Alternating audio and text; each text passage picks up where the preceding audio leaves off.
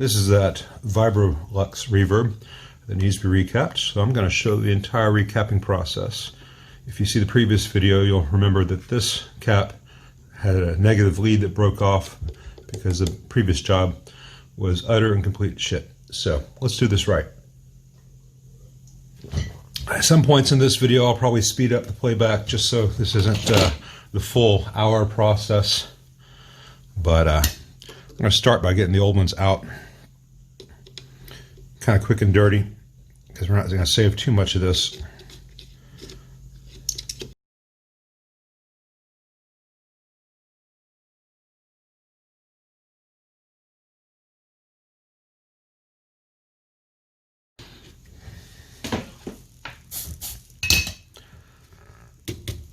Okay, now all that's out. The next thing is to disconnect these wires so I can remove the board.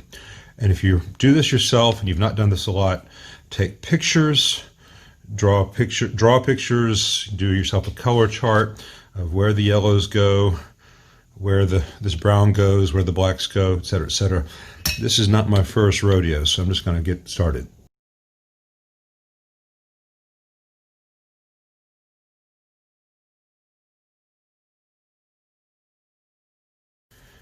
And once I get all the wires, all the cloth-covered wires disconnected, I'll remove these two screws.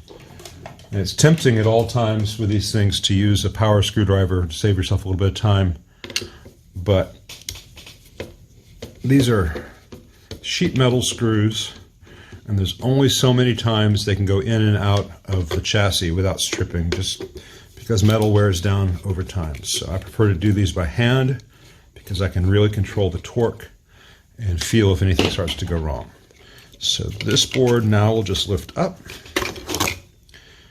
and I always do this board as well. And I put these to the side for a moment, getting you little stray bits out. And you can see this is what the entire finish used to look like before it was exposed to the elements. Sometimes you'll have funk underneath these, but these are pretty clean. So I'm going to put the chassis to the side and get started on the board. So I'm going to pause this for just a moment. Okay, here's the old board with all the old solder and the old resistors. And this white paper towel is not just so you have better visibility in the video, but also I'm going to have drops of solder coming out. I don't want to burn my cutting mat. These are the old jumper wires in this amp, which are not separate wires. These are actually the leads of the original capacitors, which had really long lead wires. And so I'm going to recreate this much more reliably. And before I can do that, I've got to get all this old stuff out. So let's get started on that. And I'll usually work from this side of the board with either a small flathead screwdriver or my dental pick, sometimes both. And again, I have the iron very hot because I want to do this pretty easily. And pliers, because these wires get hot once you heat up the eyelets. Don't burn your fingers. It's very easy to do. And again, if you've not done this before, take pictures, draw pictures, make charts, whatever you need to do so you know where to put things back. For instance, these two that I just did are the two caps in parallel for the first stage reservoir. So it's two 16s in parallel originally. I'm going to do two 22s, which will sound much the same as two 16s, but it'll actually sound a little bit better. And the reason that they were 16s versus 20s, which is what would have been the value in 67, was just because in 1967, a 20 microfarad cap costs more than a 16 microfarad cap. In 2020, given the small number of axial filter caps available, a 22 microfarad F&T actually costs less than a 16 microfarad. More importantly, the F&T 16 microfarad is a 450 volt cap, whereas the 22 is a 500 volt. And with modern wall voltages, every little bit of a higher voltage capability is a good thing. Now we get these resistors out. Yeah, they're original, blah, blah, blah. And carbon composite resistors have their place in older amps. I'm not going to get into that debate. But the reasons that they are good are not reasons that recommend themselves to use in the B+ supply. And all the drawbacks of them really show in a B+ supply.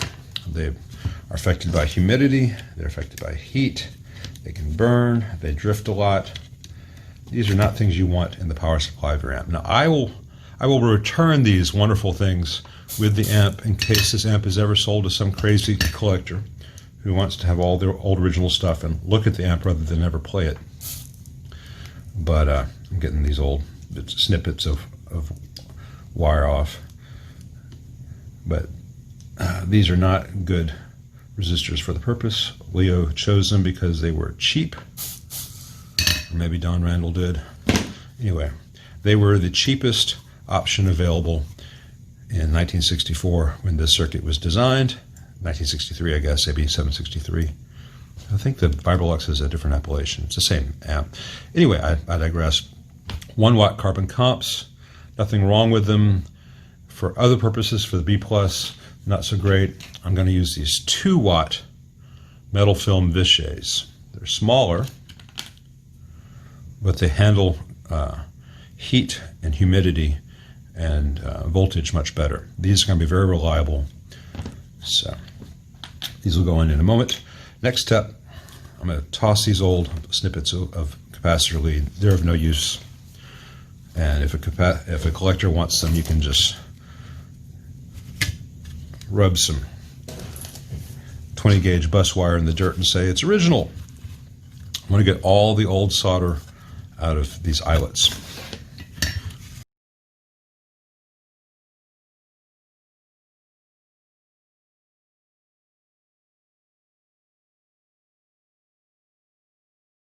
So that's a lot of the old solder off. I'm going to throw away these spatters.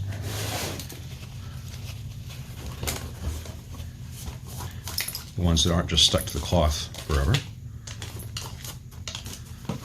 All right, that's good enough. And now, I am going to use some desoldering braid, if I can find where it went. I spent a lot of my time looking for desoldering braid or my 10mm socket, etc., etc. In fact, I'm going to pause this and find it and come right back. All right, found it. At any given point, I've got like 4 rolls of these floating around, and I still can't find one when I need one most of the time, but here we go. We're just going to get the excess off, especially on the top, and then I'll double check the bottom as well.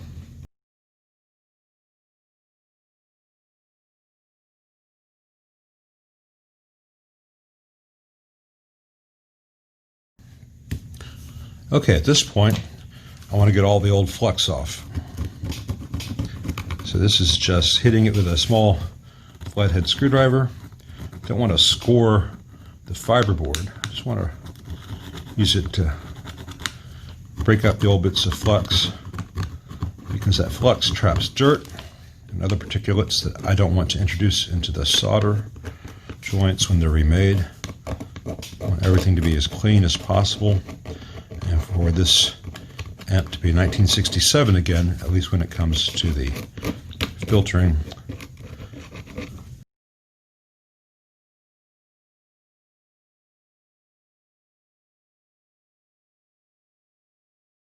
Okay, now I've got the worst of it knocked off, at which point go to a little bit of isopropyl alcohol and a dry bristle brush. Just want to smooth that around, spread that around. Really get it in there. And I really brush where the eyelets are. And I do the other side.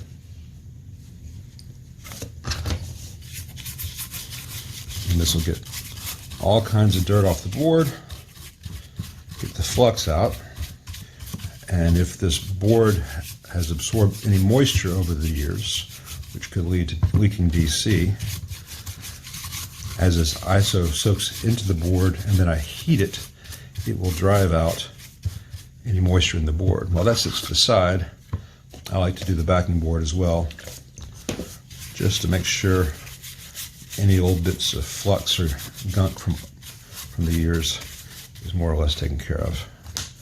Though this one's much cleaner than most.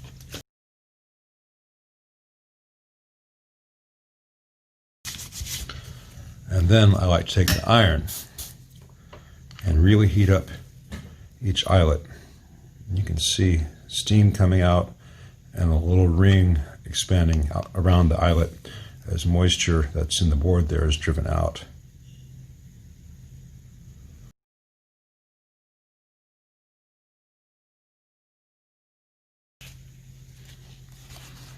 A little bit of excess flux that was in there kind of between the eyelet and the board material has come out in that process.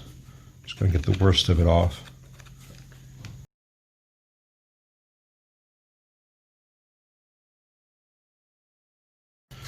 All right, that is a good foundation to rebuild the amp on. So let's get some fresh paper towels. And we're going to redo our grounds, which are here, here, here, and here and here, and our parallel wire here.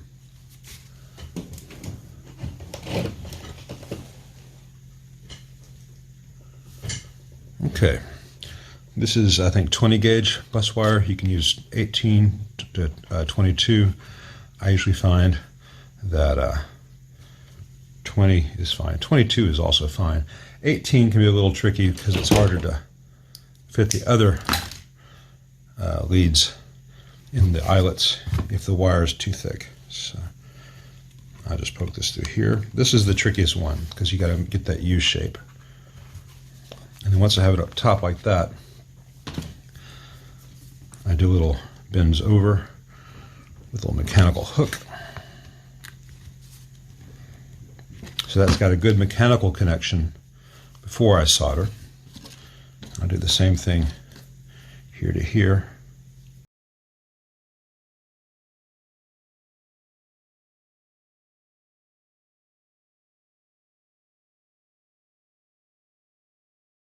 So then I just go around and I snip off the excess. But I'll leave a little bit going over on top of the eyelet just for that mechanical connection, even without soldering.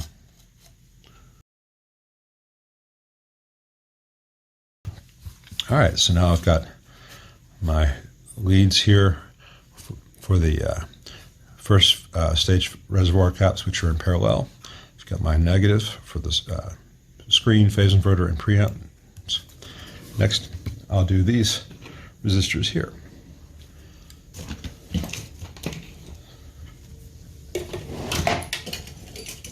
Let's see.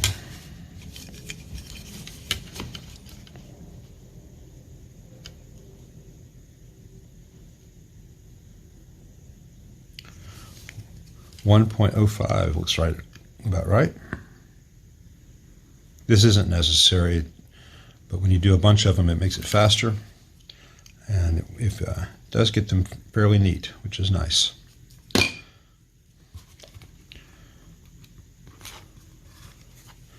I just bend those over. Don't want a ton of tension on them, just enough that they have a mechanical connection before solder is applied. And again, snip off just enough excess, leaving a little bit of the lead tucked under the eyelet.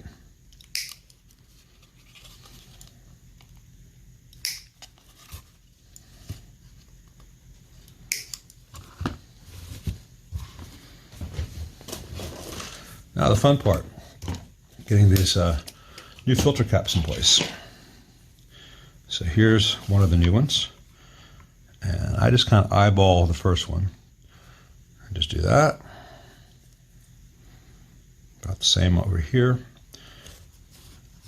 And I'll do all 5 about the same.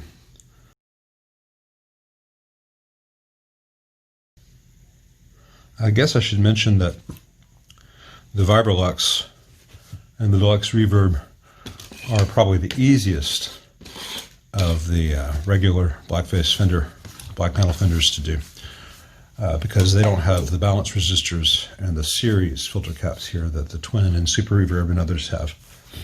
So if you have a Super Reverb or Twin, don't blindly copy this. Look at how it's different with the balance resistors before you do any of this. It just needs a little extra bit. All right, let me get my silicone ready.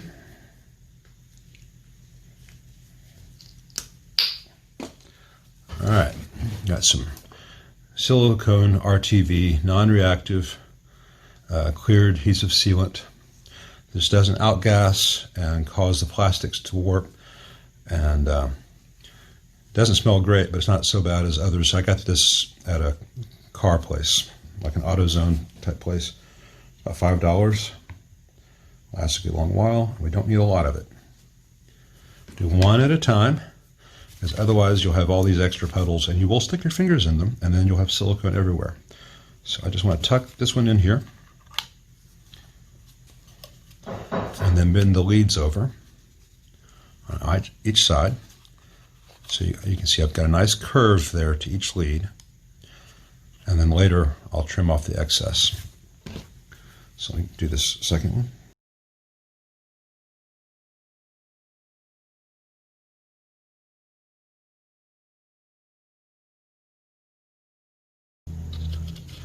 All right, now each capacitor has a curve on each side, so there's no stress where the lead joins the body.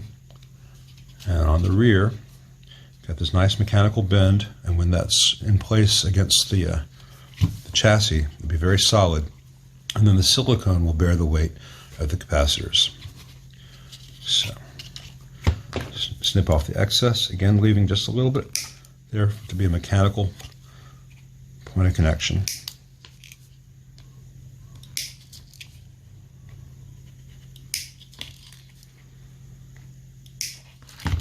Now, I don't solder yet.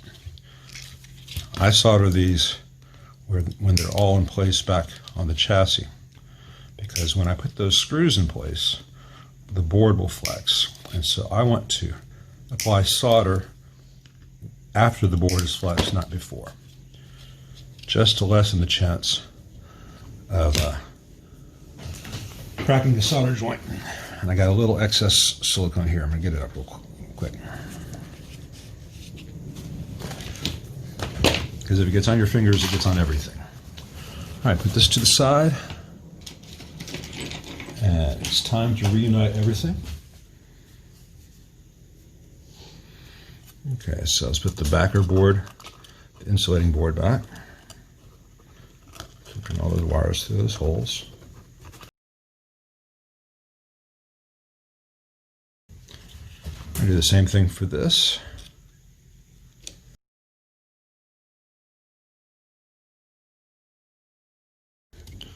Okay, so the first thing I do next is I put the screws in place. So if this board's going to flex, it's going to flex before it's soldered. And again, I'm using a hand screwdriver so I can feel it and make sure that nothing's going to strip. If you forget and do this with a high torque setting on a mechanical one, electric one, it'll strip that screw or that sheet metal, and there's no going back at that point. All right, so I'm going to do the grounds first. So pull, get that to tuck in there.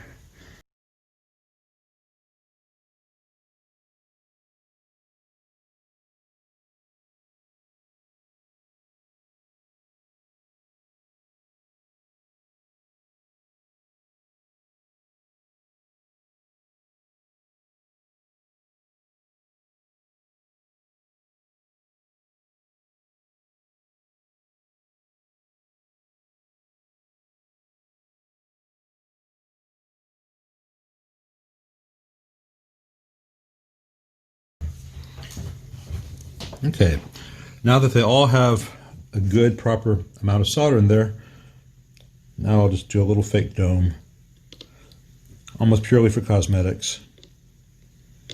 Totally unnecessary, definitely not mil spec. but it makes people happy to see in a Fender. And if you have a hot enough iron, it's not hard to do.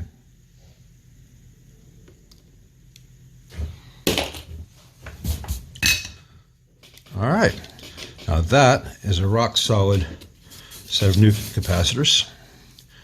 Each one has a solid mechanical connection at the solder joint.